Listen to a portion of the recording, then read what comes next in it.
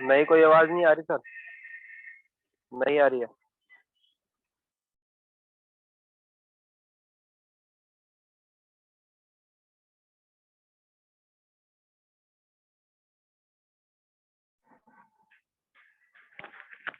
Hello, आवाज नहीं आ रही सर।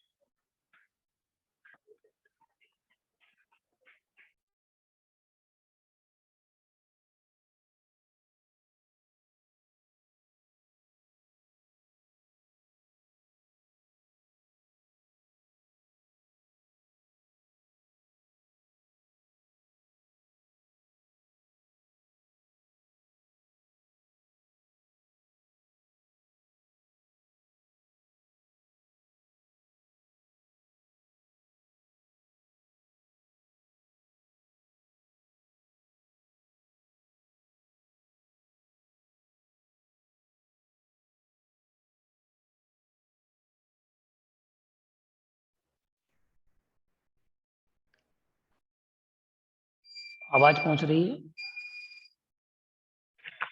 जी सर। ठीक है। जय जिनेन्द्र। तो आज हमें अर्धमागधी आगम साहित्य के अंतर्गत अभी तक हमने आचारांग को जाना, सूत्र कृतांग को जाना, स्थानांग, समवायांग और व्याख्या प्रज्ञप्ति तथा ज्ञात्री धर्म कथा, इसको हमने जाना। आज हमें द्वादशांग के 7वें अंक को जानना है, समझना है। तो मुख्य रूप से हम देखें कि जो 7वां अंग है वह 7वां अंग उपासक उवास गदसाओ अर्थात उपासक दस अध्ययन, उपासका अध्ययन जिसको हम बोलते हैं, ये इस श्रुतांग में 10 अध्ययन होने के कारण और 10 उपासकों का अध्ययन होने के कारण इसे उपासक दशाध्ययन भी कहा जाता है, क्योंकि इसमें 10 उपासकों के जीवन, चरित्र, कथा आदि का वर्णन इसमें मिलता है। इस कारण से इसे उपासकाध्ययन, उपासक दशाध्ययन भी कहा जाता है। अब मुख्य रूप से हमें ये बात जाननी है और समझनी है कि 10 उपासक कौन कौन से हैं। तो उन 10 उपासकों के बारे में हमें जानना है, जिनमें से क्रमशः आनंद, कामदेव, चुलनी प्रिय, सुरादेव, चुल्लक शतक, चुल्ल शतक, कुंड कौलिक, सद्दालपुत्र, महाशतक, नंदिनी प्रिय और शालिनी प्रिय, इन 10 उपासकों का कथानक है। जिस प्रकार से आचारांग में मुनि धर्म का वर्णन है, वैसे ही इस उपासक दशाध्ययन में श्रावक धर्म की का विशेष रूप से वर्णन इसमें किया गया है। और जो हमने 10 उपासकों के नाम बताए हैं, तो इसमें कथानकों के द्वारा जैन गृहस्थों के धार्मिक नियमों को और उनकी नियमावली को, क्रियाविधि को समझाया गया है। और ये उपासक अपनी धर्म साधना में अत्यंत संलग्न थे। उनकी संलग्नता के विषय में बात की गई और उनके जीवन में आने वाले विघ्न, बाधाएं का वर्णन और बाधाओं के आने पर भी उनका धर्म से च्युत ना होना, धर्म से रहित ना होना, धर्म से जुड़े रहना। तो एक प्रकार से इस अध्ययन में, इस अंग में गृहस्थ जीवन में आने वाली समस्याओं का वर्णन किया गया है कि उन श्रावकों पर, उन उपासकों पर किस प्रकार के कष्ट आए, किस प्रकार की समसामयिक समस्याएं आई, उन समस्याओं का निदान उनने किस प्रकार से किया। और एक प्रकार से ये प्रेरक, उनका जीवन कथानक पढ़ने के बाद हमें उनकी प्रेरक कथाओं के बारे में हमें जानकारी प्राप्त होती है कि आखिर उन लोगों ने ऐसा क्या किया जिस कारण से उनके जीवन में कुछ ना कुछ ऐसे परिवर्तन आए और बाधाएं, जो कि गृहस्थ जीवन में बहुत सारी समस्याएं होती हैं। अरहनिस गृहस्थ जीवन कई संकटों में घिरा होता है। उसके बाद भी गृहस्थ धर्म का परिपालन करता है और धर्म के परिपालन के साथ वह अपनी धर्म की यात्रा प्रारंभ करता है और धर्म में संलग्न रहता है। इस बात को बताया गया है। जो प्रथम अध्ययन है इसका, जो कि इसमें 10 अध्ययन है, इस कारण से भी इसे दशाध्ययन, उपासक दशाध्ययन भी कहा जाता है। तो 10 अध्ययन में प्रथम अध्ययन जो है उसमें 5 अणुव्रत, 3 गुणव्रत, 4 शिक्षा व्रत एवं अन्य 12 व्रतों के अतिचारों का सुंदर विवेचन किया गया है। और इसमें जो प्रथम अध्ययन है, इसमें आनंद नामक जो उपासक हैं और वो एक श्रावक हैं और वो बहुत धनिक हैं और करोड़ों की स्वर्ण मुद्राओं की संपत्ति है जिसकी। तो भगवान महावीर ने उनसे कहा कि तुम परिग्रह और भोगोपभोग के परिमाण को सीमित करो। तो उन्होंने अपने 20 वर्ष की साधना के द्वारा और सीमित कर धर्म साधना में प्रवृत्त हो गया और इसने 20 वर्ष की साधना के द्वारा अवधि ज्ञान प्राप्त कर लिया और गौतम गणधर को इसके अवधि ज्ञान के विषय में आशंका हुई और उन्होंने अपनी आशंका का समाधान भगवान महावीर स्वामी से किया। इस कथा में वाणिज्य ग्राम को और कोल्लक सन्निवेश के आसपास रहने की चर्चा आई।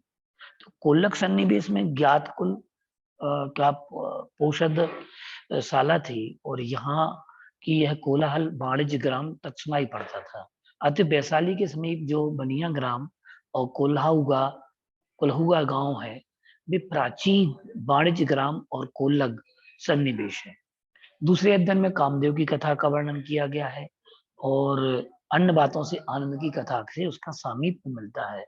पिशाच द्वारा उसकी दृढ़ता की परीक्षा ली जाती है और कई घटनाएं उनके जीवन के दी। तो इसके साथ साथ में ये स्वरतांग जो है 2 भागों में विभाजित है और के 5 वर्गों के कथानकों का संबंध अरिष्ट परिष्ट नेमी के साथ है और 3 वर्ग के कथानों का संबंध महावीर तथा श्रेणिक के साथ बताया गया। मूलतः 10 अध्ययन रहे होंगे, उत्तर काल में इसको विकसित कर यह रूप प्राप्त हुआ। इसकी मुख्य विशेषताओं के बारे में हम आपको बता दें जो मूलभूत है। तो उन मूलभूत विशेषताओं में ऐसा रहा कि राजकीय परिवार के स्त्री पुरुषों को दीक्षा ग्रहण करते देखकर आध्यात्मिक साधना के लिए प्रेरणा प्राप्त होती है। इसमें दीक्षाओं का जो वर्णन है तो राजकीय पुरुषों की दीक्षाएं इसमें वर्णित है। कृष्ण और कृष्ण की 8 पत्नियों का आख्यान सम्यक्त कौमुदी की कथाओं का मुख्य स्रोत है। जम्बू स्वामी की 8 पत्नियां एवं उनके सम्यक्त प्राप्ति की कथाएं भी इसमें प्राप्त होती हैं। पौराणिक और चरित्र काव्यों के लिए बीजभूत आख्यान समाविष्ट है। मुख्य रूप से इसमें जो कथाएं दी गई हैं, इसकी आश्रयभूत जो कथाएं हैं, वो कथाएं आगे चल करके बहुत बृहद होती चलेंगी, अर्थात उनके बीज रूप में यहाँ वर्णन किया गया है।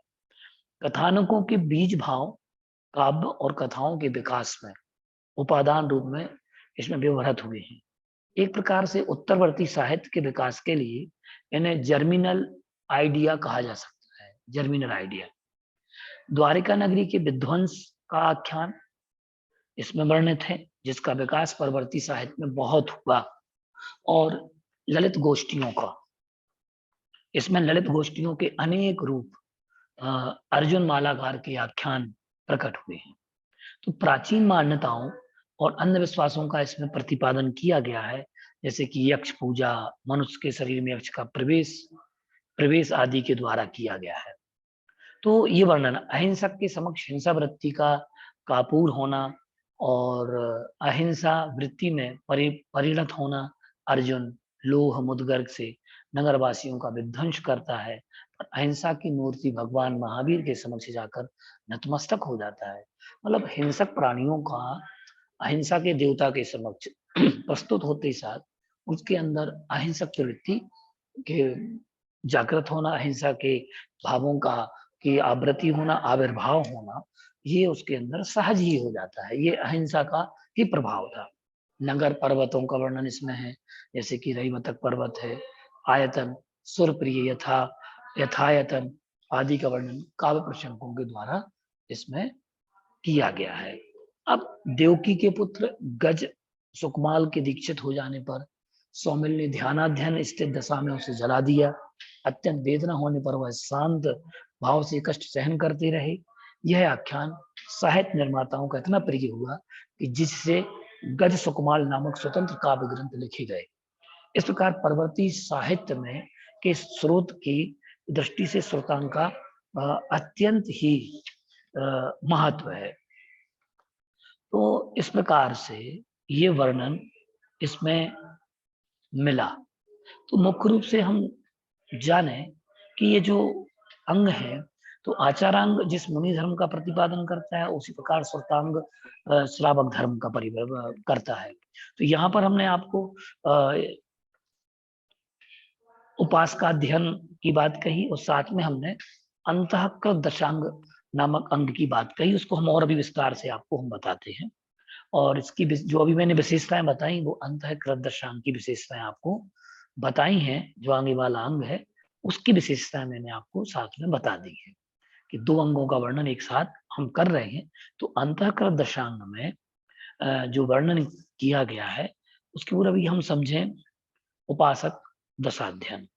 तो इसमें चरित्रों की उत्थापना का श्री गणेश, जिनका विकास काव्य ग्रंथों में पाया जाता है, पारिवारिक भित्ति पर चरित्र आधारित है और चरित्र के बीच में इतनी सारी विघ्न बाधाएं आने के बाद भी व्यक्ति धर्म साधना से विचलित नहीं होता, इसका वर्णन इसमें किया गया है। और छठे अध्याय में, इसके छठे अध्ययन में मंखली पुत्र गौशाल के सिद्धांतों को उपासक के समक्ष प्रस्तुत करता है। श्रावक अपनी श्रद्धा से विचलित नहीं होता। सातवें अध्ययन में आजीविका संप्रदाय के उपासक सद्दाल पुत्र को भगवान महावीर उपदेश देते हैं और आजीविका के मत के प्रमुख सिद्धांत नियतवाद का खंडन करते हैं। और इस अध्ययन में भगवान महावीर को महाब्राह्मण, महागोप, महाशार्तबाय, महाधर्म कथन, निर्यापक, ये जो निर्यापक शब्द है और महानिर्यापक भगवान महावीर स्वामी को कहा गया, विशेषण दिए गए हैं इस खंड में कि सार्थबाह भी उन्हें कहा, महाधर्म कथन करता कहा, महानिर्यापक भी कहा गया, जिससे उनकी महावृत्तियों का परिज्ञान सहज ही हो जाता। आठवें अध्ययन में उपासक की धर्म पत्नी ही धर्म साधन में बाधा पहुंचाती है, इसका वर्णन। फलता अपने पति को वह धार्मिक और मांस लोलुपी है, विषय सेवन के लिए उत्पन्न विषय सेवन के लिए सदा तैयार रहती है, फलता अपने पति की साधना में विघ्न डालती है। पर साधक महासतक अडिग रहता है। 9वें और 10वें अध्ययन में बहुत ही छोटे हैं, इनमें नंद प्रिय और शालिनी प्रिय की साधनाओं का वर्णन है। जैसे आचारांग में गृहस्थ मुनि धर्म का वर्णन है, उसी प्रकार से इस वाले अंग में उपासक दशाध्ययन में श्रावक धर्म का विवेचन किया गया है। और विषय वस्तु का साहित्यिक निरूपण पिशाच, रथ आदि काव्यात्मक वर्णन के द्वारा किया गया। काव्यों में तर्क का प्रवेश है, संवाद तत्वों में तर्क का आधार ग्रहण किया गया है। भगवान महावीर सद्दालक पुत्र के समक्ष तर्क द्वारा नियतिवाद का खंडन करते हैं। इससे स्पष्ट है कि प्रश्नोत्तर प्रणाली तर्क का रूप ग्रहण करने लगी थी और दार्शनिक विषय भी प्रविष्ट होने लगे थे। इससे ये सिद्ध होता है कि उस समय जो प्रश्नोत्तर प्रणाली, आज हम समाज शास्त्र में जो केस स्टडी करते हैं तो उसमें प्रश्नोत्तरात्मक सामने वाले व्यक्ति से हम प्रश्न करते हैं, प्रश्नों का उत्तर देता है, उससे हम अपना डेटा तैयार कर लेते। एक शोध का विषय है और मानव मनोविज्ञान का इसमें सबसे बड़ा समावेश है। जो मनोविज्ञान कहते हैं साइकोलॉजी, तो साइकोलॉजी का भी वर्णन इसमें, एक श्रावक की साइकोलॉजी क्या होती है उसका वर्णन इसमें किया गया है। और इसमें वार्तालाप में बीज वर्तमान है और प्रिय वस्तु प्रिय व्यक्ति की प्रशंसा कर देने से व्यक्ति प्रसन्न होता है। और इस मनोविज्ञान के सिद्धांत का उपयोग मंगली पुत्र गोसाल सद्दालक पुत्र को प्रसन्न करने के लिए करता है।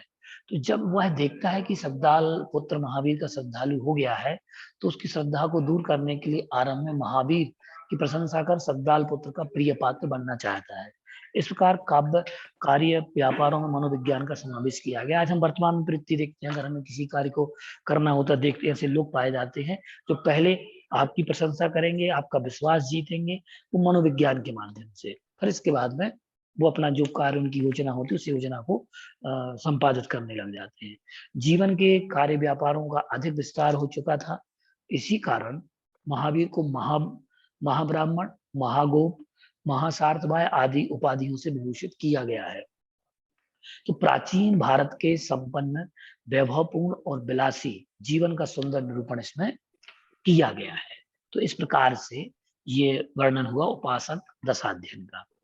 अब हम बात करते हैं 8वें अंग की, अंतःकृत दशांग।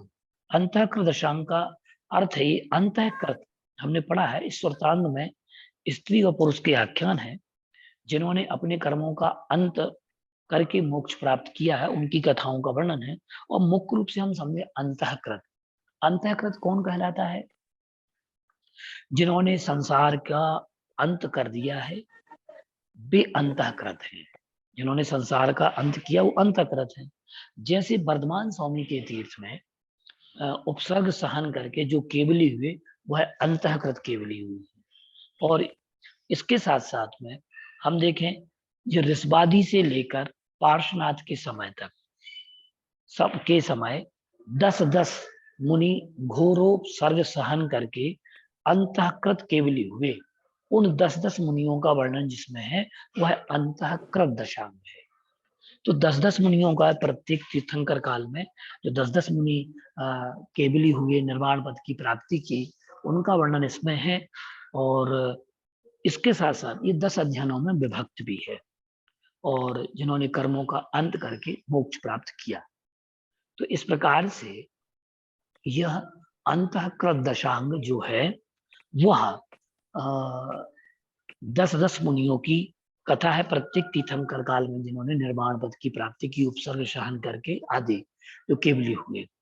इसके बाद ये 8 वर्गों में क्रमशः विभक्त है, जिनमें अध्ययनों में विभक्त है, जैसे कि 10 अध्ययन, 8 अध्ययन, 13, 10, 10, 16, 13 और 10 अध्ययनों में विभक्त है।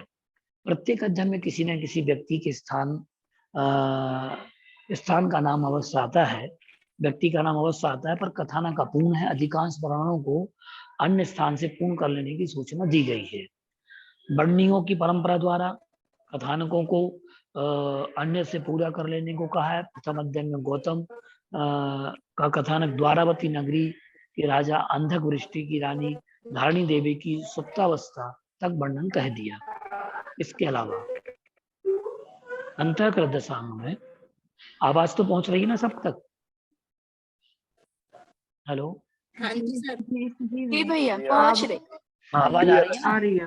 आवाज तेज तो नहीं करना है? जी हेलो, आवाज आ रही है। आ रही है ना आवाज? आ रही है। हाँ हाँ बिल्कुल सही आ रही है। हाँ, तेज ममता हो जी गई का आवाज? माइक म्यूट कर दो। हाँ वो ममता जी सर? म्यूट कर ले माइक। हाँ चलिए, अब हम देखें इसमें कि इसमें इन्होंने मुख्य रूप से जिसका वर्णन किया है वो समझिए। इसमें स्वप्न दर्शन, जो स्वप्नों का वर्णन आता है ना, 16 स्वप्न आदि हैं, उनका भी इसमें स्वप्न दर्शन दिखाया। कुमार का जन्म दिखाया, उनका बालकपन दिखाया, विद्या ग्रहण, यौवन, पाणी ग्रहण, विवाह, प्रासाद अर्थात भवन एवं भोगों का वर्णन महाबल की कथा के समान जानना चाहिए। महाबल राजा जो थे, आदिनाथ भगवान के का जो जीव था, उनका नाम महाबल राजा की पर्याय थी, उनके समान इसमें वर्णन किया गया है। आगे वाले सभी अध्ययनों में नायक और नायिकाओं के नामों का निर्देश किया गया है और वर्णनों को अन्यत्र से अवगत कर लेने की सूचना दी गई है। मैंने विशेषता आपको दी थी कि इसमें राजकीय परिवारों के द्वारा दीक्षा लेने का वर्णन किया गया है। स्त्री पुरुषों ने दीक्षा ली, कृष्ण की पत्नियों का और जम्बू स्वामी की 8 पत्नियों का और उनको सम्यक की प्राप्ति का वर्णन इसमें है। जो मैंने आपको पहले बताया था वो अंतःकृत दशांग का वर्णन भी आपको साथ में चला रहे थे। और कथानकों के बीज भाव इसमें मिले हैं, काव्य की दृष्टि से बहुत उत्तम है। और इसको हम जर्मिनल आइडिया भी कहा जाता है, उत्तरवर्ती लोग इसे कहते हैं। द्वारका नगरी का विध्वंस इसमें बताया गया है। ललित गोष्ठियों के अनेक रूप इसमें बताए गए हैं। और प्राचीन मान्यताओं, प्रचलित अंधविश्वासों का भी वर्णन इसमें किया गया है, उसका खंडन भी किया गया है। अहिंसक प्रवृत्ति का प्रभाव, कि एक हिंसक व्यक्ति, अहिंसक महावीर के सामने जब आता है तो वह भी शांति को प्राप्त हो जाता है, उसके अंदर भी अहिंसा के भाव प्रकट हो जाती है। बात नगर पर्वतों का वर्णन इसमें किया गया है, और गज कुमार और सुकमाल की कथा का वर्णन इसमें है। इसके बाद हम आते हैं 9वें अंग पर, जो कि अनुत्तरोपातिक दशा, जिसको हम क्या बोलते हैं, अनुत्तरोपाद दशा। जो अनुत्तर पादक दशांग है, इसमें अनुत्तरोत्पादिक दशांग में प्रत्येक तीर्थंकर के समय में होने वाले 10-10 मुनियों का वर्णन है, जिसमें जानने के लिए इसमें भी अनुत्तरोत अनुत्तरोत अनुत्तरोप है,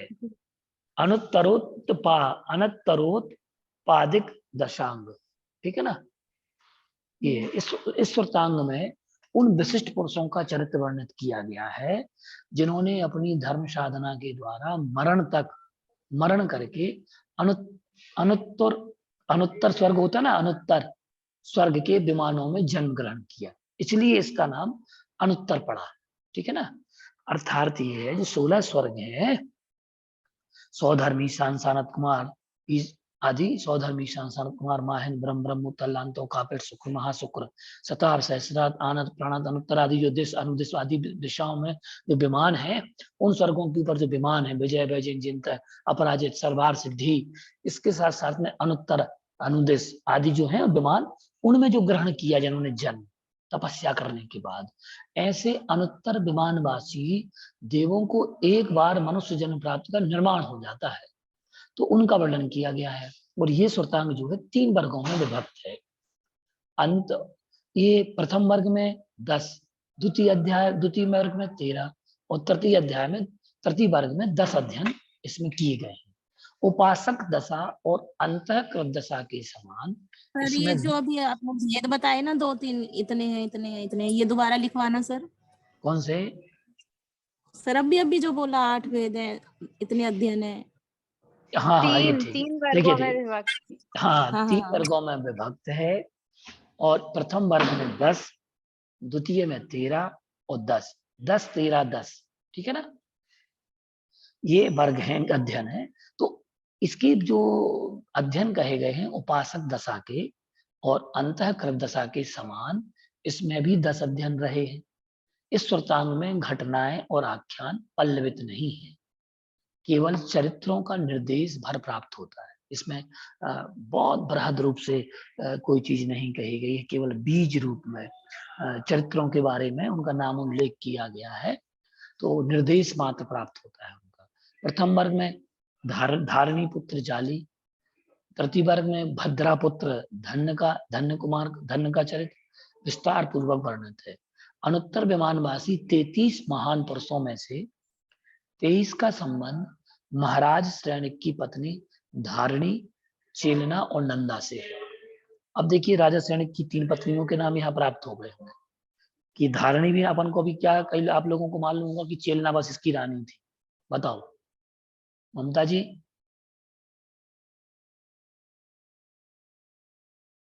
सीमा जी। हाँ, चेलना मतलब राजा श्रेणिक की पत्नी थी। हाँ, तो आपको मालूम होगा कि चेलना की भी रानी है। हाँ पता है सर। लेकिन उसके अलावा अभी इसमें से अनुत्तरोपादिक दशांग में आया वर्णन कि वह श्रेणिक की पत्नी का नाम धारणी था, चेलना था और नंदा था। ये 3 पत्नियों के नाम हमें प्राप्त हुए अब इसमें, कि उनकी 3 पत्नियां थी, और भी होंगी, नाम और आए होंगे, तो अभी मुख्य रूप से 3 पत्नियों को चला। और इन 3 रानियों के पुत्र थे। शेष 10 व्यक्ति काकंदी नगरी की सार्थवाही भद्रा के पुत्र हैं। तीसरे वर्ग के प्रथम अध्ययन में धन्य की कठोर तपस्या और उसके कारण क्षीण हुए अंग प्रत्यंगों का मार्मिक और विस्तृत वर्णन है। धन्य ने जो तपस्या की, उसके बाद उसके जो अंग प्रत्यंग थे वो अलग अलग विक्षिप्त हुए, अलग अलग खंड खंड हो गए, क्षीण होते चले गए धीरे धीरे।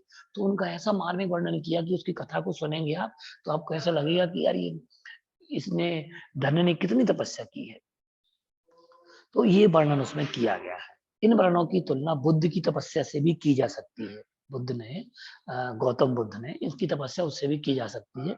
इस सुरतांग की विशेषताएं कौन कौन सी हैं, तो आप समझ लीजिए। इसमें पादोपगमन संन्यास विधि का विस्तार पूर्वक वर्णन किया गया। पादोपगमन एक प्रकार की विधि होती संन्यास की। संन्यास विधि में ये वर्णन किया गया। उपवास और तपश्चरण का प्रभाव और महत्व अंकित है, क्योंकि धन्य ने जो तपस्या की तो निश्चित है उस तपस्या के अंतर्गत इनका वर्णन अवश्य होगा। घटनाओं या कथानकों के मात्र ब्यौरे अवयव मात्र हैं। अब इसके बाद चौथी, धन्य की तपस्या के प्रसंग में अलंकारिक वर्णन भी आया है, जिसमें उन्होंने धन्य की पीठ की हड्डियां अक्षमाला की तरह एक एक करके गिनी जा सकती थी और वक्षस्थल की हड्डियां गंगा की लहरों के समान अलग अलग दिखलाई पड़ती थी। भुजाएं सूखे हुए, इसमें कह रहे हैं कितनी अच्छी बात कही है, सूखे हुए सांप की तरह क्रस हो गई थी। भुजाएं जैसे आप देखते ना, जैसे सांप कांचली छोड़ देता है और कांचली उसकी सूख जाती है तो उसके बाद उसका जो आकार बन जाता है हाथ का, उस प्रकार से कुछ राउंड लिए हुए वह उन्होंने दिखाया है अलंकारिक भाषा में। और हाथी घोड़े के मुंह पर बांधने के तोबरे के समान शिथिल होकर लटक गए थे। जिस सिर बात रोगी के समान कांप रहा था, सिर में क्षमता नहीं बची थी तो वो क्या होने लगा, हिलने लगा। वो वर्णन इसमें किया गया मुख्य रूप से। तो हमने आज इन चीजों को जाना है, समझा है कि ये जो अंगों का वर्णन है, जो आगम साहित्य है, इस आगम साहित्य में किस प्रकार का वर्णन दिया गया है। तो ये मुख्य हम अगर उसको जाने समझें तो भी हमारा काम हो जाएगा। इसके अलावा हम प्रश्न व्याकरणांक की भी चर्चा आपसे कर लेते हैं। हमारे पास में भी 10 मिनट और शेष है, तो हम आज प्रश्न व्याकरण नामक अंग की भी हम बात आपसे कर लें। तो प्रश्न व्याकरण नामक जो अंग है, उस अंग में क्या वर्णन है, तो अपन देखते हैं। इस श्रुतांग में 2 खंड हैं और प्रश्न व्याकरणांग से तात्पर्य ऐसा है कि जिसमें युक्ति और नयों के द्वारा अनेक आक्षेप और विक्षेप रूप प्रश्नों का उत्तर दिया गया। क्योंकि हमें ज्ञात हो रहा है कि प्रश्न है और व्याकरण है। इस श्रुत में 2 खंड हैं। प्रथम खंड में 5 आश्रव द्वारों का और दूसरे में 5 संवर द्वारों का वर्णन किया गया है। आश्रव और संवर तत्व की व्याख्या इसमें की गई है। आश्रव द्वारों में हिंसा, झूठ, चोरी, कुशील, परिग्रह रूप पापों का तथा संवर द्वारों में अहिंसा, महाव्रत, 5 व्रतों का विमोचन किया गया है। हिंसक जातियों के पेशावरों में सौकरिक सूकरों का व्यापार, शिकार करने वाले मत्स्य व्यापार करने वाले शाकुनिक, मत्स्यबंद और शाकुनिक अर्थात चिड़ीमार और व्याध और बागुरिक जीव जंतुओं को पकड़कर आजीविका करने वाले व्यक्तियों का निर्देश इसमें दिया गया कि उन्हें किस प्रकार से उनका जीवन था, जो कि मछली पकड़ने वाले हैं, चिड़ियों को मारने वाले हैं, बहेलिया हैं, व्याध हैं, जो जीव जंतुओं को पकड़ करके उनका व्यापार करते हैं, तो उनका निर्देश इसमें दिया गया है। प्रश्न व्याकरण का अर्थ स्वसमय, स्व सिद्धांत और पर समय अर्थात अन्य सिद्धांत संबंधी प्रश्नोत्तर के रूप में नाना विद्याओं, मंत्र, तंत्र एवं दार्शनिक बातों का निरूपण। इस व्युत्पत्ति के अनुसार इस श्रुतांग में विषय विवेचन का अभाव है, के अनुसार इस श्रुतांग में विषय विवेचन का, अतः यह अनुमान सहज में किया जा सकता है कि इसका प्राचीन रूप वही था जिसका आभास प्रश्न विवेचन के रूप में नांदी सूत्र में मिलता है। समय के प्रभाव से इसका वास्तविक मूल रूप लुप्त हो गया। अब प्रस्तुत इसमें श्रुतांग की विशेषताओं को हम जान लें मुख्य रूप से, क्योंकि इसमें विशेषताओं से ही हमें पता चलेगा। इसमें देखो अनेक जातियों और पेशों का उल्लेख किया गया है। जो अलग अलग जातियां थी, उन जातियों के पेशावर क्या थे, उनकी आजीविका क्या थी, आजीविका के साधन, जो हिंसक प्रवृत्ति वाले थे उनके हिंसा के साधनों का भी प्रयोग इसमें बताया गया है। तत्समय नाना प्रकार के आभूषणों का, रत्नों का, सुगंधित पदार्थ एवं मणिमुक्ताओं का विवेचन किया गया है। विनयशील तप संबंधी अनेक नियमों का, नियम और उपनियमों का वर्णन भी इसमें किया गया है। अब इसमें उपमा अलंकार का विस्तार, ब्रह्मचर्य के प्रसंग में 32 प्रकार की उपमाओं का प्रयोग इसमें किया गया है। ब्रह्मचर्य में उपमा कौन कौन सी दी गई, मतलब एक बहुत, आप समझ रहे हैं कि ब्रह्मचर्य में भी कौन कौन सी उपमा दी जा सकती है। जहां व्यक्ति मौन हो जाता है और उसके लिए भी यहाँ स्थान दिया गया है। और उपमा के प्रसंग में कई अभुक्त और नवीन उपमान आए हैं, यथा कांस पात्र के समान स्नेह रूप जल से दूर कछुए की भांति गुप्त। कांस पात्र और कच्छप उपमान काव्य ग्रंथों में नहीं आए हैं, इसका प्रयोग आगमिक साहित्य में ही मिलता है। ये विशेषता है कि कभी आपने कांसी का पात्र, कछुआ आदि के उपमान और उपमेय का प्रयोग आपने संस्कृत आदि के काव्य शास्त्र में नहीं सुना होगा, लेकिन इसमें बताया गया है। कांचना, रक्त समुद्रा, अहिल्या आदि नए स्त्री पात्र आए हैं जिनके लिए युद्ध होने का उल्लेख इसमें बताया गया है। तो इस प्रकार से हमने ये अंग जाना। इसके अतिरिक्त अगर हम विपाक सूत्र की बात कहें तो विपाक सूत्र में अगर हम देखें तो विपाक सूत्र, अभी इसमें आप समझ में आ रहा है कि नहीं आया भैया, अब मेरे को बता दें। देखो हम आपको शॉर्ट नोट में बताते हैं। उपासक, अब प्रेजेंट रिवाइज करें सब्जेक्ट को। जो उपासक दशाध्ययन है, तो 10 अध्ययन तो उसमें समझ में आ रहा है आपको, 10 अध्ययन उसमें है। अब किससे संबंधित है, तो उसमें लिखा उपासक। उपासक को श्रावक भी कहते हैं। तो 10 श्रावकों का की उपासना का उसमें वर्णन किया गया है, 10 अध्ययन है।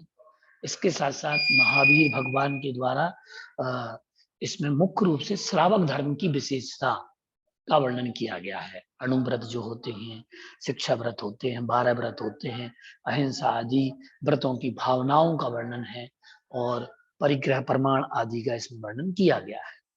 इसके साथ साथ इसमें विषय वस्तु चारित्रिक है, मनोविज्ञान की यहाँ पर स्थापना इसमें दिखाई देती है कि मनोविज्ञान का वर्णन किया गया है। और भगवान महावीर स्वामी को उपाधियां इसमें दी गई हैं, जैसे कि महाब्राह्मण, महागोप, महासार्थवाह और आदि जो उपाधियां थीं, उन उपाधियों से इनको विभूषित महानिर्यापक।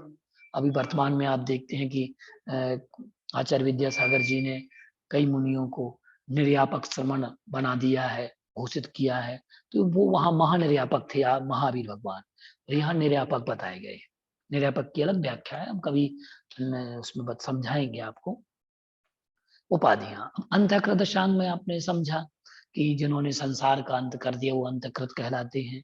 और प्रथम तीर्थंकर से लेकर 24वें तीर्थंकर तक जिन जिन मुनियों ने केवली अवस्था को प्राप्त किया और निर्वाण पद की प्राप्ति की, वो अंतःकृत हो गए। तो इसलिए उन 10 मुनियों का वर्णन होने के कारण से अंतःकृत दशांग कहा जाता है। और इसके अतिरिक्त राज की स्त्रियों का, पुरुषों का कहना चाहिए, दीक्षा किस प्रकार से उन्होंने ग्रहण की उसका वर्णन, कृष्ण और जम्बू स्वामी की 8 पत्नियों की बात की गई। पौराणिक चारित्र काव्यों को बीजभूत आख्यान दिए गए, द्वारका नगरी का विध्वंस। भैया ये तो उपासका दशाध्ययन है ना? शॉर्ट नोट में बता रहा हूँ मैं आपको कि उपासका दशाध्ययन में है। नहीं, अंतःकृत दशांग में बताए तो अंतःकृत दशांग है ये ना, अंतःकृत दशांग। उपासका अध्ययन तो हो गया जिसमें 10 अध्ययन है और 10 श्रावकों के वर्णन है। आप बता रहे हो राज के स्त्री पुरुष का वर्णन और श्री कृष्ण की 8 पत्नियों का वर्णन, तो ये तो आपने उपासका दशाध्ययन में बताया था। नहीं, ये तो अंतःकृत दशम में है, अंतःकृत के अंतर्गत आएगा ये, ठीक है ना? ठीक है भैया। और अनुत्तर पाद अर्थात जिन्होंने ऐसे विशिष्ट पुरुषों का चरित्र वर्णित किया गया है। अनुत्तर, जिन्होंने अपने धर्म साधना के द्वारा मरण कर अनुत्तर स्वर्ग के विमानों में जन्म ग्रहण किया और फिर बाद में निर्वाण पद की प्राप्ति कर ली, ऐसे लोगों का वर्णन है। इसमें धन्य कुमार की तपस्या का वर्णन किया। इसमें राजा श्रेणी की 3 पत्नियों के नाम आए, धारणी, चेलना और नंदा। और उसके अलावा पादोपगमन नामक संन्यास विधि का विस्तार पूर्वक वर्णन जाना, उपवास तपस्या की विधि जानी, और इसके साथ साथ धन्य की तपस्या के प्रसंग में अलंकारिक वर्णन कि उनकी शरीर की हड्डियां, मस्तिष्क और वक्षस्थल की हड्डियां किस प्रकार दिखाई दे रही थी। और व्याकरणांग में जाना कि इसमें जो श्रावक हैं, इसमें प्रथम में इसके 2 खंड हैं और इसमें प्रथम खंड में आश्रव तत्व का और द्वितीय खंड में संवर तत्व का वर्णन किया गया है, जिसमें हिंसा, झूठ, चोरी, कुशील, परिग्रह रूप पापों का और संवर द्वारों में अहिंसा आदि 5 व्रतों का इसमें वर्णन किया गया है। और जो जीव हिंसक प्रवृत्ति के थे, जो अपनी हिंसक आजीविका चलाते थे, हिंसा कर करके उनके लिए उपदेश किया गया, उनके चित्त को स्थिर किया गया। अनेक जातियों और उनके पेशों का, व्यवसायों का वर्णन किया गया। विनय, शील, तप आदि का वर्णन किया गया। ब्रह्मचर्य के प्रसंग में करीब 32 प्रकार की उपमाओं का वर्णन किया गया। तो इस प्रकार से ये हमने अर्धमागधी आगम साहित्य के अंतर्गत हमने ये अपने 3 अंगों का वर्णन आज हमने 4 अंगों का वर्णन हमने आज जाना, जिसमें कि उपासक दशाध्ययन और अंतःकर दशांग और इसके साथ साथ अनुत्तर पादोशांग और प्रश्न व्याकरण। इस प्रकार से हमने ये जाना। आगे की कक्षाओं में हम जानेंगे विपाक सूत्र और दृष्टिवाद। आगे अभी एक कक्षा और होगी। हाँ सर, हमें कल की और आज की वीडियो दोनों चाहिए। कल की भी वीडियो नहीं मिली हमें। मिल जाएगी आपको, अभी ग्रुप पे जोड़ दिया जाएगा आपको। सर नेक्स्ट कौन सी क्लास है? नेक्स्ट क्लास है अपनी